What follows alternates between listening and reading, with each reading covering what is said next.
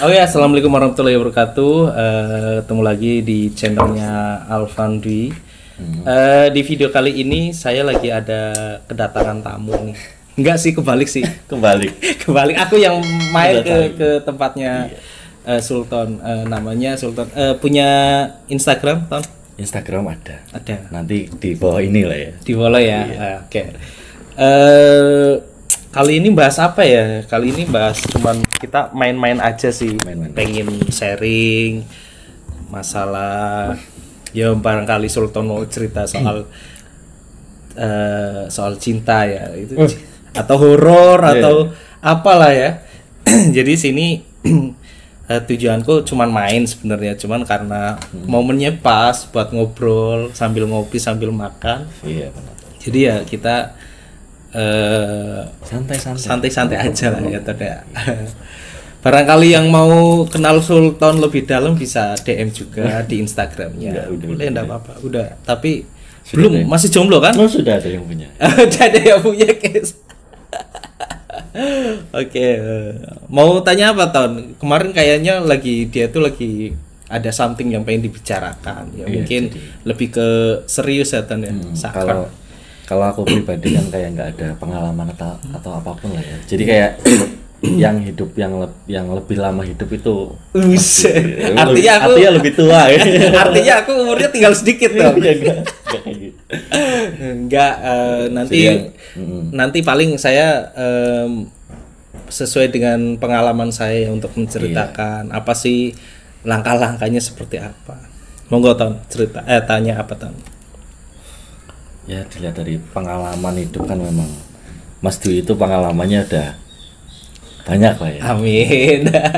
Ya Mas Dwi ini orang yang teman yang bisa ngomong lah ibaratnya, yang punya banyak dari pengalaman hidupnya tuh bisa memberikan pelajaran buat teman-temannya gitu. Saya pribadi juga merasa banyak tertolong sama enggak juga sama-sama karena kan sama pengalamannya beliau. Ya, kalau saya pribadi memang suka banget yang namanya cuap-cuap seperti ini. Cuman memang momennya belum tepat. Dan kadang nggak kerekod kayak gini loh. Jadi kita ngobrol tahu-tahu kok kayak yang berkelanjutan. Kayaknya ini bermanfaat buat orang lain nih. Iya, siapa tahu pengalaman yang Sultan alami itu ketika mendapatkan solusi atau pengalaman dari aku itu bermanfaat juga buat teman-teman di rumah gitu. Oke, Ton, mulai. Yang ingin saya tanyakan adalah Mas Dwi ini kan sekarang di Jogja ya? Iya.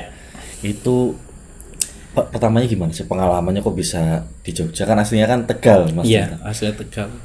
Kenapa bisa ke Jogja dan awalnya seperti apa? Kok bisa memilih untuk menjadi orang Jogja gitu? Ya, memang namanya kita jalan hidup kita nggak pernah tahu Ton. Artinya kita nggak bisa menentukan kita harus di sini nanti kedepannya bakal di situ gitu. Dan kita pun nggak pernah tahu kita bakal di Jogja selamanya. Kan kita pasti ada pandangan. Hidup itu berjalan lah. Ada tujuan kita udah kecapai, bingung mau kemana, nanti ada masalah lagi itu segala macam. Tapi nek diambil dari pengalamanku dulu itu mungkin karena aku di rumah udah waktu itu kan, kalau nggak salah itu aku masih inget banget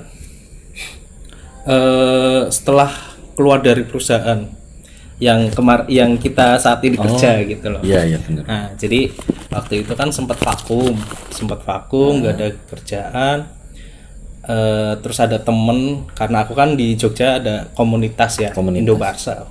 Oh, berarti penggemar itu ya? Iya, Barcelona. Iya, Barcelona. Buat temen-temen yang suka Barcelona, Visca Barca. Wah. Terus saya ditawarin ke Jogja. Awalnya tuh ya udah ditawarin ke Jogja, cuman sekalian main gitu kan, namanya daripada gabut di rumah. Akhirnya temen itu tuh nawarin kerjaan lah, ternyata waktu itu di luar ekspektasi saya, kerjanya tuh di luar bidang dari handphone. Oh, jadi memang Mas Dwi itu passionnya kan sebelumnya di handphone ya? Jadi kayak untuk bidang lain masih belum siap. Belum siap. Waktu itu dimasukinnya ke diskotik. Diskotik itu Jauh banget itu enggak. Jauh banget. Melenceng meskipun saya suka ya kayak minum kayak gitu ya. Memang saya nggak munafik suka. Cuman kan artinya wah, ini bukannya udah tua memperbaiki diri, malah mau terjerumus lagi kayak gitu loh. Nah, waktu itu ditawarin di salah satu klub malam di Jogja lah intinya. Tapi untungnya mungkin Allah itu nggak ngebolehin aku di situ. Jadi selama seminggu saya nunggu kabar itu udah nggak ada panggilan lagi. Nggak ada perekrutan buat Mas Ya. Bil ibaratnya. Dan nggak tahu kenapa momennya tepat banget ketemu sama bukan bekas tapi dulu pernah jadi ex city manajerku di Tegal itu Pak Iwan. Oh, Ya. Pak Iwan ya. Iya, dia lihat statusku nih, lihat statusku. Mas Dwi lagi di Jogja ya? Iya, Pak, gini. Lagi ngapain? Aku, ya ini Pak, liburan sambil nyari kerjaan. Yaudah, besok ketemu tuh. Iya. Ketemu, bla bla bla bla bla, singkat cerita, masuklah ke perusahaan itu lagi. Ke si Iya, itulah.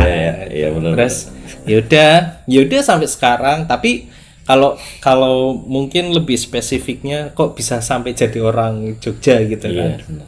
Ya itu ketemu sama orang sini, jodohnya di sini. Meskipun ya gitulah petualangannya lebih dahsyat lagi. Dahsyat, iya. Berarti Mas Dwi udah pengalaman berapa lama di Jogja? Di Jogja itu hampir 2 tahun setengah. 2 tahun setengah. 2 tahun setengah. Kesini. Ada kesan-kesan apa? Maksudnya dibandingkan dengan kampung halaman tuh, bedanya Nah, entah di kultur atau di wisata atau apalah gitu. hebatnya Jogja ya. Dulu tuh aku tuh sempet nggak mau kerja di Jogja. Alasannya UMR kecil, maaf loh, maaf. Ya, karena lah, ya. iya, Melihatnya itu dulu karena kan lihatnya ke situ dulu. Ke depannya gitu. Karena untuk di Tegal itu ikutnya regional, ada yang ikut Semarang gitu. Nah terus tapi nggak tahu kenapa setelah aku stay di Jogja itu kayak ngerasain kok adem ayem gitu loh, adem ayem, gajian seberapapun enjoy ketemu orang-orangnya baik. Terus adat istiadatnya itu benar-benar apa ya, benar-benar dijaga masih banget, kental banget ya, nggak yang kayak terlupakan nih. Iya, apalagi masalah makan, wah. Masalah makan itu awet lah. Awet, aku pernah mengecewakan ya. Dulu aku pernah, aku di Jogja pernah ngalamin pertama kali makan itu pecel. Iya, pecel itu kalau di Tegal itu urap lah. Tapi memang di sini namanya pecel. Itu bulan puasa sore-sore aku tuh makan beli nasi, ayam, terus pecel sama es teh manis, sama gorengan 1 atau 2 gitu. Aku ngomong sama si ibunya, berapa Bu? 10.000. Wah, dari situ aku kaget. Hah? Serius? Ini murah banget ya? Murah banget, gila. Jogja sama Tegal itu ya bisa dibilang jauh lah. Tapi kalau di kotanya ya, di Tegal kota itu memang jauh. Kalau misalkan di tempatku yang di Margasari sih ya hampir sama lah gitu. Itu yang pertama. Terus yang kedua itu pertemanannya itu bener-bener sangat beda. Yang aku salut di Jogja itu, jadi misalkan ketika teman kita ngajak ngumpul nih, ngajak ngumpul, ayo Wi main kemana gitu, ngopi lah, cari kafe kan, karena Jogja kan banyak kafe. Itu tuh pasti ketika udah datang ada yang langsung bayar sendiri ke kasir, terus atau misalkan obrolan kita udah selesai, mereka tuh pada bayar sendiri kayak gitu. Dan kalaupun patungan, mereka tuh lihat stroke, lihat bill itu habisnya berapa dia bayar. Dia tuh bisa nggak bisa harus dibayar gitu loh. Beda sama di Tegal. Meskipun nggak semua ya di Tegal ya. Di Tegal itu jadi kayak misalkan kita ngajak nih, Ton ayo ngopi. Ya udah dipastikan saya yang bayar. Iya, ngajak yang bayar. Iya, ngajak yang itu bayar. budaya seperti itu. Iya, Betul. Nah, itu. Tipikal seperti itu, Bro. Iya, Jadi tipikal kayak yang gitu. kalau Gengsi kita, lah kalau mungkin kita ya. ngajak kita harus siap uang dulu Iya, nih. benar. Nggak, udah ada di dompet ada uang apa Ada, enggak gitu. iya. Itu salah satu yang kontras banget menurutku ya. Benar. Terus di sini tuh nggak tahu kenapa kalau di Jogja itu merasa aman aja. Soalnya selama aku di kota-kota besar itu kayak Jakarta ini segala macam tuh rasanya tuh takut kayak keluar ke rumah naik angkot takut dihipnotis, takut dicopet. Jadi kayak kasus kriminalnya lebih banyak di Tegal ya kasus kriminal. Iya. Ya kita nggak menjelekkan suatu kota ya, tapi lebih ke kota-kota besar. pengalaman yang dialami. Pengalaman yang aku alamin kayak gitu. Terus kayak naruh motor depan rumah itu tuh was-was gitu loh, harus dikunci lah, harus gerbangnya ditutup. Di Jogja the best banget, maksudnya kita mau naruh di mana aja, alhamdulillah aman-aman aja sih selama ini. Meskipun sempat dengar ada yang namanya kelitih segala macam, itu sejauh ini udah nggak terlalu gitu. Nah kalau kamu sendiri Ton, perbedaannya kultur apa yang kamu mesti Purwokerto sama Jogja nih? Ya kalau saya sendiri sih pribadi menilai secara pribadi Purwokerto sama Jogja itu kan dari segi biaya hidup kayak nggak terlalu beda. Jadi makanya saya betah juga di sini karena kayak nggak kaget, kayak di rumah sendiri aja. Iya, benar. Kayak di kota sendiri rasanya. Karena memang untuk budaya lebih kental di sini. Di sini ya. Sama lebih suasana solidaritasnya lebih tinggi ya. Tinggi di sini. Iya, makanya itu yang bikin aku betah. Benar. Ya paling itu sih yang emang aku merasa beda. Di Jogja udah berapa bulannya? Kalau di Jogja, aku kan untuk menetap sendiri di sini tuh baru berapa bulan? 3 bulan kayaknya, 3-4 bulan. Oh apa? 3 bulan? Hitungan dari kemarin masuk ke sini? Iya. Itu kan awalnya memang karena pindah tugas. Pindah ya, rotasi, rolling lah ya. Purwokerto tuh sudah sampai berapa tahun, 5 atau 6 tahun di. Cuman ya itu Ton, jangan ya mumpung masih muda ya guys, maksudnya dia kan masih perjalanannya masih jauh lah. Aku aja yang umur segini udah kemana-mana. Sultan itu masih tapi dia udah dewasa juga, maksudnya udah bijak. Umur berapa Ton? Umur 24 ya udah matang lah harusnya. Cowok sekelas cowok tuh meskipun nggak dituntut harus menikah cepet gitu, tapi kayaknya dekat-dekat inilah insya Allah lah. Kita ya doain bareng-bareng. Amin.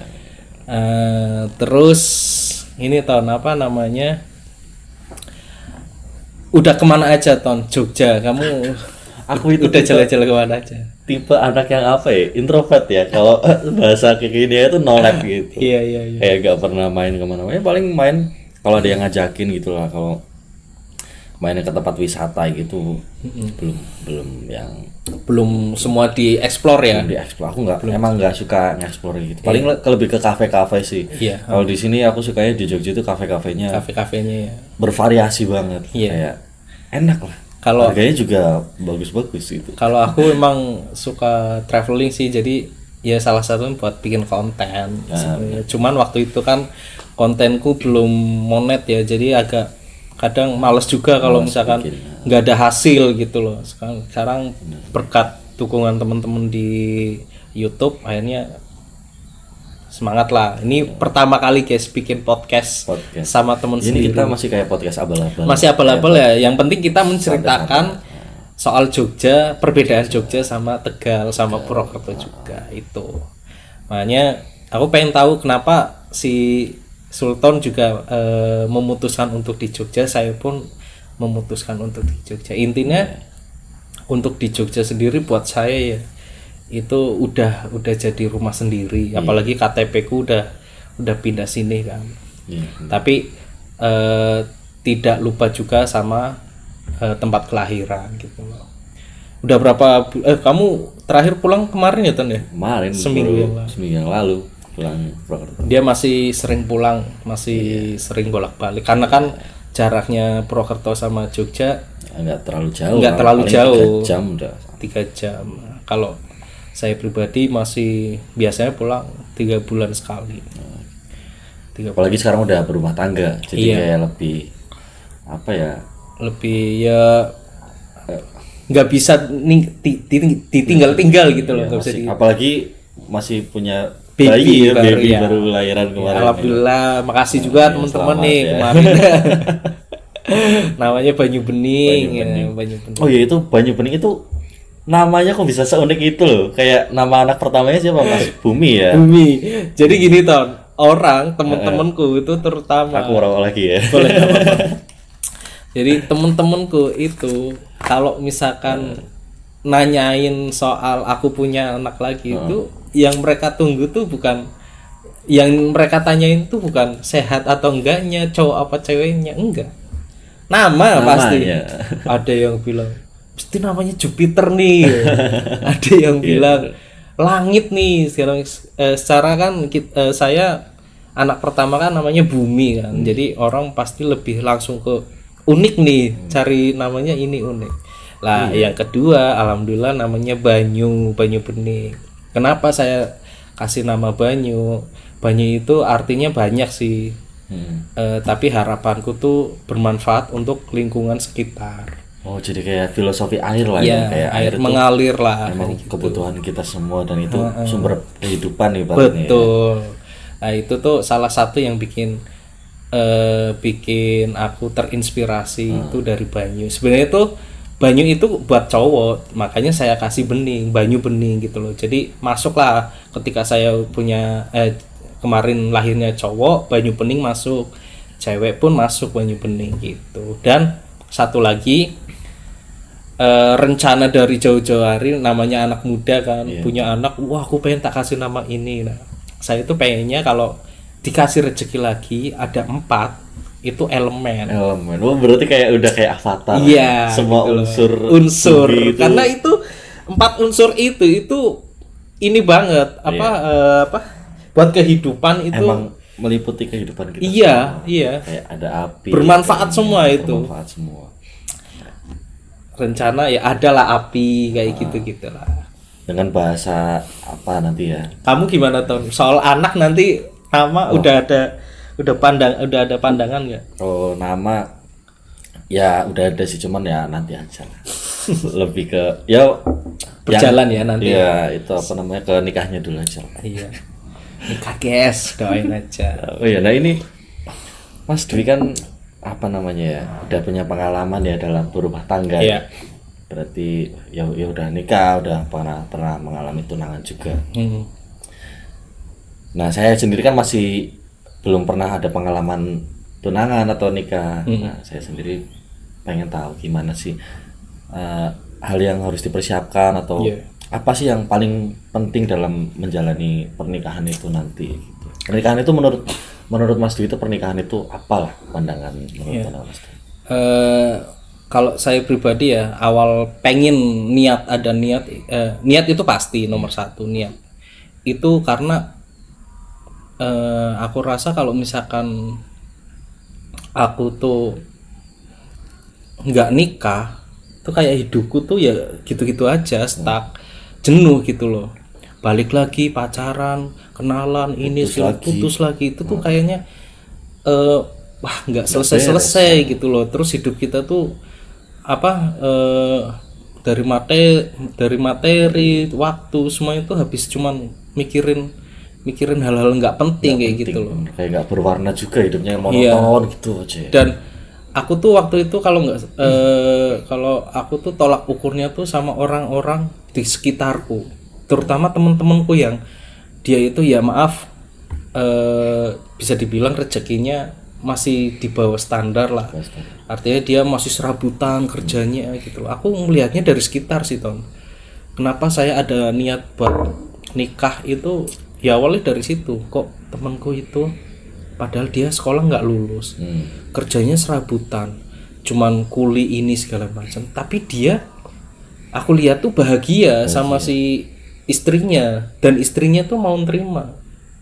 Nah, dari situ tuh aku tuh mikir, berarti nikah itu bukan soal harta, bukan soal kita harus punya duit baru bisa ada cewek yang mau, enggak. Jadi kayak yang ya udahlah, yang penting niat ibadah itu pasti nanti ditemuin. Mau kamu punya duit atau nggak punya duit pun pasti kalau udah waktunya nikah beneran itu. Mau kamu tunangan, mau kamu 3 tahun pacaran bertahun-tahun, kalau belum waktunya belum. Yang penting niat dulu kita, tujuannya apa, ibadah, ya wis ditekuni terus, jangan berubah pikiran. Mau itu ya itu. Nek misalkan masih mikir wah ada yang lebih ini lagi, ada yang, atau misalkan kita nggak usah mikir itu deh, kita underestimate kayak misalkan aku belum punya duit, belum punya persiapan ini segala macam. Karena kalau misalnya ditanya persiapan, saya pribadi persiapannya sangat mepet banget. Tahu-tahu kenalan sama orang tua, nikah tunangan, terus yaudah nikah. Ada aja jalannya, beneran. Kayak nggak disangka-sangka ya, semudah itulah ya. Semudah itu. Karena emang udah waktunya mungkin dari Allah udah memberikan waktu. Wong waktu itu tuh kalau aku kan sebelum nikah kan ada yang namanya apa nggak tahu.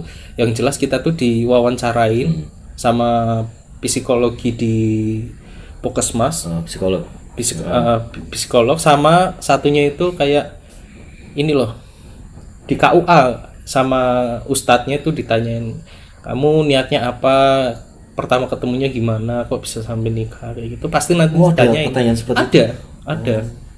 Udah yakin nggak istrinya nerima nggak, ini si suaminya nerima nggak, itu nanti ada pertanyaan seperti itu.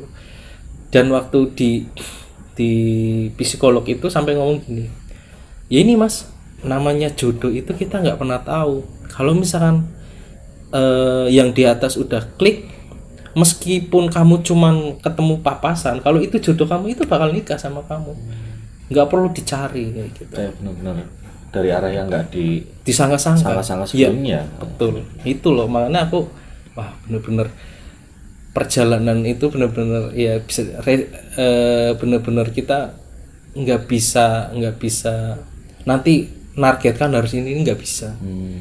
Benar. Target itu penting tapi buat memacu semangat juga. Iya, betul. Tapi nek nggak kesampaian ya jangan kecewa. Kan kadang kan orang, aku target kayak gini jebul nggak kesampaian, kecewa, akhirnya down, nggak mau berusaha lagi. Ada mungkin harus ada target, tapi kita jangan terlalu tinggi harapan. Iya, jangan terlalu berharap ya. Jangan terlalu berharap. Dan kita itu harus tahu resikonya lah, jelas. Maksudnya kalau misalkan nggak kesampaian ya wis, ojo terus stres, terus melakukan hal-hal yang tidak diinginkan. Iya, sampai depresi segala macam. Aduh, itu berarti kan udah kelewat batas kita lah ya. Kalau dibilang ya, pengalamanku soal itu tuh nah aku nggak kuat, wis bunuh diri aku kan. Nah itu, jadi kalau misalkan masalah persiapan, nggak mungkin nanti kamu bakal mempersiapkan semuanya sendiri. Pasti nanti saudara, temen atau keluarga itu pasti membantu lah. Cuman memang kalau misalkan kita belum di hari hanya itu, memang kita bingung nanti mau apa ya, ini apa ya. Tapi nanti apa ya, kayak nyicil gitu loh, harus ngurusin ini itu nanti kesampaian. Kesampaian. Tinggal kita niat aja gitu loh. Dan perihal soal pasangan ya, yang Mas Dwi pilih sekarang. Menurut Mas Dwi, wanita seperti apa sih yang sampai kan ini sama Mbak Ica ya istrinya. Apa yang bikin Mas Dwi itu kok memilih Mbak Ica gitu, dari sekian banyak cewek di Jogja ibaratnya mungkin atau di kampung juga ada cewek mungkin gitu. Kenapa kok bisa milih Mbak Ica sebagai pendamping hidup? Ada apa gitu? Ya faktor yang menentukan komunikan ini nih. Berat nih kalau misalkan dia nonton ya kan. Kalau ngomongnya kayak gitu. Ya yang jelas semua nggak ada yang sempurna, semua nggak ada yang perfect, semua ya ada kekurangan, ada kelebihan. Intinya kalau bisa kekurangan itu menjadi kelebihannya dia. Itu yang aku dapat dari Ica. Kekurangannya dijadikan kelebihan itu lebih ke gimana? Contoh dalam prakteknya contoh ya, spesifiknya seperti ini. Misalkan dia itu kan orangnya pendiam loh. Kamu tahu sendiri, orangnya diem, sama siapa aja malu kalau belum kenal banget. Itu kan kekurangannya dia. Terus masalah waktu itu ya, kalau sekarang sih kayaknya udah enggak. Kalau dulu itu, jadi yang namanya orang kan pacaran pengennya dipublikasi. Dipublikasi. Wah, nyindir aku dia. Enggak. Ini bener real. Jadi dulu itu Ica orang sosmed, TikTokers. Tapi ketika ketemu saya, itu dia tahu kalau saya itu nggak suka dipublikasi. Oh, itu lebih suka yang kayak silent aja ya, diam-diam. Iya. Ya, jadi dia tahu dia itu, aku tahu perasaan dia. Namanya orang pacaran tuh pengen orang tuh pada tahu gitu. Aku kok pengen diakuin gitu loh. Aku tahu dia pasti bergejolak hatinya. Lah itu kekurangannya dia yang bikin aku anggap itu menjadi kelebihannya dia. Itu mau sabar. Dia tuh mau sabar gitu. Menghadapi sifatnya Mas Duya mungkin beda banget lah ya sama Mbak Ica sendiri ya. Jadi kayak yang misalkan aku nongkrong nih sama temen-temen, kan tahu kan pacarnya kan dia, kok kenapa nggak sama dia gitu loh, atau jemput ini segala macam. Aku enggak, Ton. Aku pacaran sama dia ngeliatin statusku ini segala macam. Aku tahu dia itu pasti iri, pengen kayak temen-temennya. Aku tahu. Cuman lah dari situlah yang bikin aku kok ini orang sabar ya sama aku yang ngadepin. Ini kalau misal selangkah lagi, bukannya aku ngetes ya, tapi kan waktu itu intinya aku nggak ada tujuan arah ngetes ke situ.